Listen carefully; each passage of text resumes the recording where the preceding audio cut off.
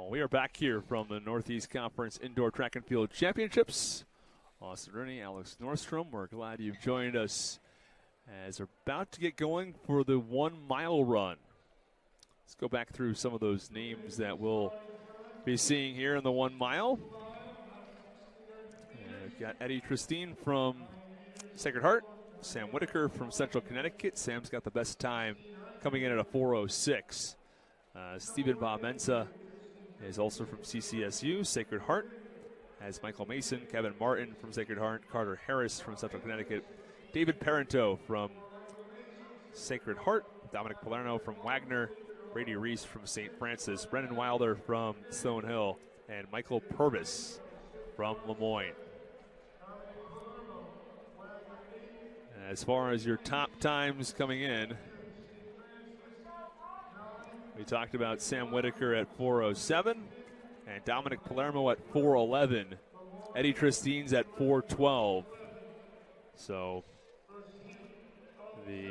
those are your top 3 times, and again, coming in. And then we also have to remember that in an event like this, it's the top 3 in each heat, and we might see sort of some groups start to form and the way that will work itself out.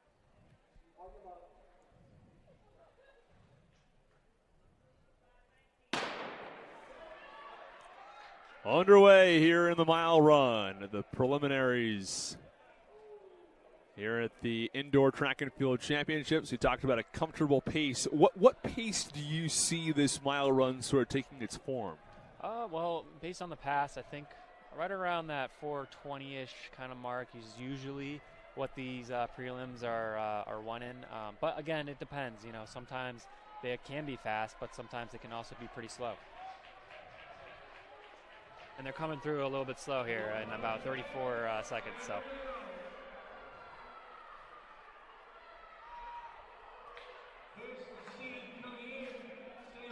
34 seconds. We take a look at our top runners here. It is Carter Harris setting the pace for CCSU. If somebody's numbers maybe weren't quite as strong, it's an opportunity to at least, you may have to run your best race here to qualify. No, I mean, some of these runners definitely have to go for broke in these early prelim heats because, you know, they know that they don't have the times necessarily to make it into the final, but anything can happen, especially if someone pushes the pace and the others don't go with them.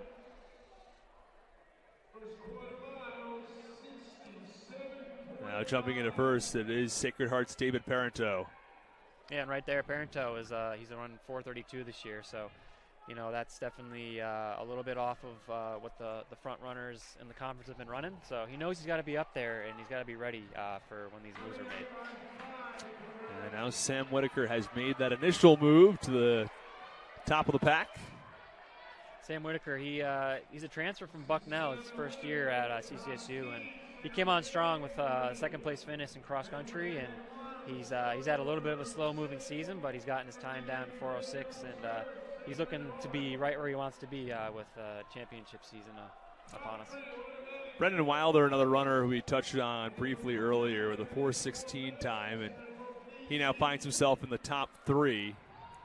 And meanwhile, Carter Harris, another CCSU guy who ran a 4:19, is in that picture. Christine on the inside finds himself in 4th. Again, generally, you're going to be top 5 will be in good territory, but automatic qualifiers are top 3, and then it's the next 2 or the next 4 best overall times across 2 heats. So whether that's 2 from the first heat and 2 from the second heat, or whether that's 3 and 1 or 4 and 0, we don't know yet. But there could be a situation when you've got a fast heat, you may find 5, 6, even 7 runners, and a slow heat may only get 3. So yeah, that's why the top 3 is so important.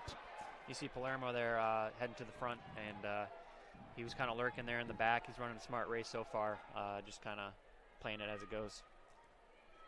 There's no question that Dominic Palermo is well aware of what he's got going here.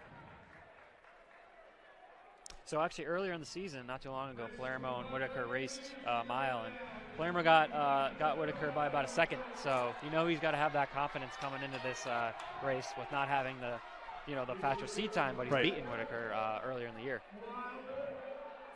And first it is Whitaker, followed by Brendan Wilder from Stonehill and Dominic Palermo from Wagner.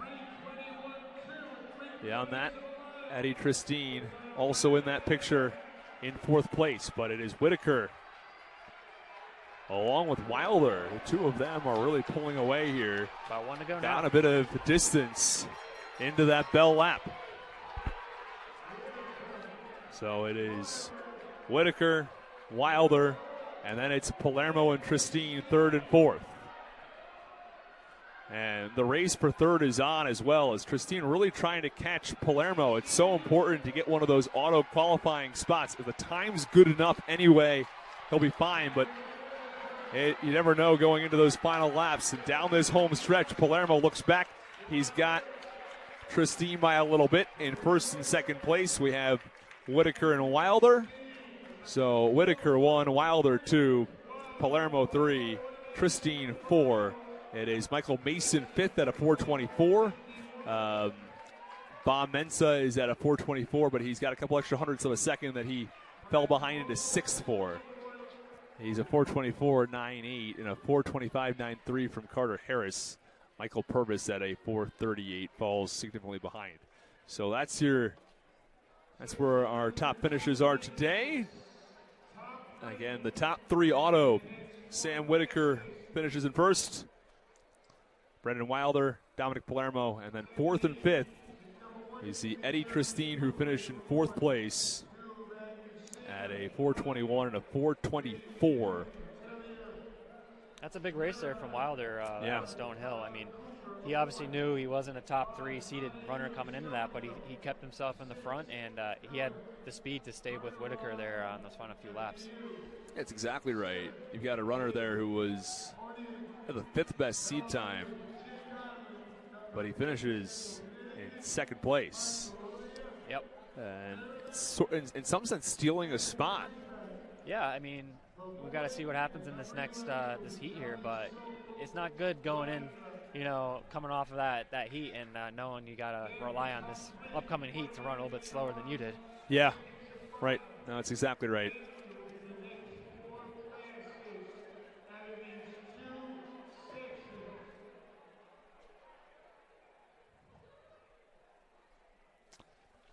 So again, the fourth best time is a 4:21. Fifth best is a 4:24. And between 4 and 7, it was a 4:21 to a 4:25. Only almost 4:26 there. So you'd have to imagine this will probably end up somewhere in there. But if it is slower and fourth place finishes behind a 4:26, all the runners would be from that initial heat. If you have 7 runners finish sub a 4:21, which I find kind of hard to believe, you would then have all of your additional next 4 runners from the second heat. But it does give you a bit of an advantage, I think, if you're in heat 2, being able to know the numbers you have to run. No, they know exactly what they got to run, and that's a big advantage. All right, let's take a look at some of the runners here who could play a big role here in this second heat. The top time coming in, that's from Central Connecticut's Jake Ireland. Then it's Johnny Sokol at his 4:11. Neil Letelier from Merrimack at a 4:13. Aiden Hoyen from LIU at a 4:14. Beyond that, Michael Oliva from Merrimack at a 4:19. Some of the numbers to keep an eye on. Letelier out in front to get things going, but it's Jake Ireland very early who goes back into the front of the pack. Couple of Wagner runners competing here. That's Matthew Seta. Of course, saw Johnny Sokol as well. Here they're coming through the 4 in about 66 seconds, so definitely a little bit faster than that first heat. That is Jeremy Plumley in green. I initially thought that was Wagner green. It is Lemoyne green, in fact. His seed time coming in at 4:24, but can he potentially make some noise here? And he's going out hard, clearly trying to qualify for that final race. Yeah, I'm sure Ireland there in second is fine with him doing the work here and setting the pace, because he's just doing as little as he can to get through this prelim.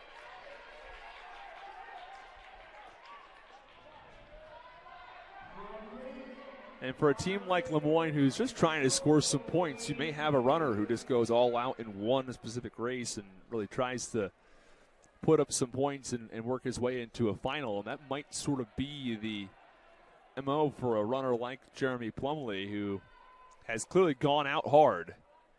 And he's in a pack of, right now, 7 runners who are at the top of the pack here. But he can get close to maintaining this pace. He's got himself an opportunity to potentially find himself up top. Yeah, he's running right about his PR pace, and he actually looks very comfortable doing it. So he's put himself right where he needs to be, and that's all you can do. This top pack of 7 runners really sticking together. Then it's sort of everybody else after this initial pack. But we will likely see some of these 7 runners finish in time to qualify for the final, but it's also likely we'll have some of these guys not qualify within these 7, even if they stick in the same pack potentially. Yeah, they know that, and they gotta be ready to go when that pace drops with 1 or 2 laps to go. But they're prepared, they're ready, and they just gotta hang around right now. We've already seen Plumlee drop off with the lead now. It's in first place, Jake Ireland. So you got Johnny Sokol from Wagner, the junior. He was 3rd in 2023, right up there. He's right where he needs to be too, right next to Ireland going in here to the final 2 laps. We didn't even talk about Connor Hughes, but he's also up there, and we have since seen the former leader Jeremy Plumlee drop into 7th place. So we better hope this is a very, very fast pack and see where they compare to 4th place in Heat 1, which was Eddie Christine, his 4:21 time, as they'll be coming into the bell lap in just a couple of moments.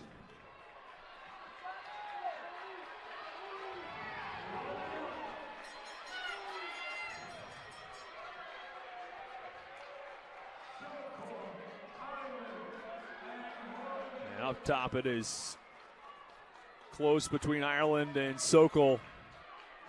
LIU's Aiden Hoyen is not far back. Neil Letelier in that top 4. The pack from 7 has turned into a pack of 4. Their times are going to be quick here down the stretch. 1 through 4 finishing at 4:20, 4:22, 4:23 for 5th and 6th.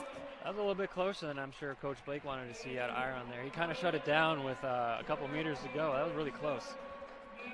Yeah, Ireland got 4th place there, 4:19, but he'll still be good based on time. Yeah, he'll be all right. He'll make it on.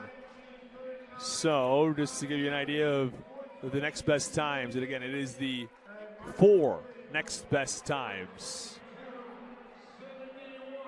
So, the winner, the top 3 plus the next 4 best. So, top 3 are going to be, we talked about Ireland, and he'll make it on time here, but you talked about sort of shutting it down a little bit earlier. Yeah, see that there? And he does finish in 4th place, I guess. That is really, really close. Yeah, that's not what you really want to see if you're trying to get those qualifying times, especially for a guy coming in as one of the top seeds. But he'll be fine, and he'll be ready to go tomorrow. I'd imagine he probably saw the clock and said, I've got this. Yeah, which that is too. one of the advantages of knowing what time you got to hit. Yep. But 4:19 across the first 4 runners. 1/100th of a second separates Letelier and Ireland between 3rd and 4th place. Connor Hughes at a 4:22. He finishes in 5th place. That will be good enough to make it on, as well as Michael Oliva, who also finishes at a 4:22. So it will be Oliva as the final runner in. Or at least so it seems. We'll have to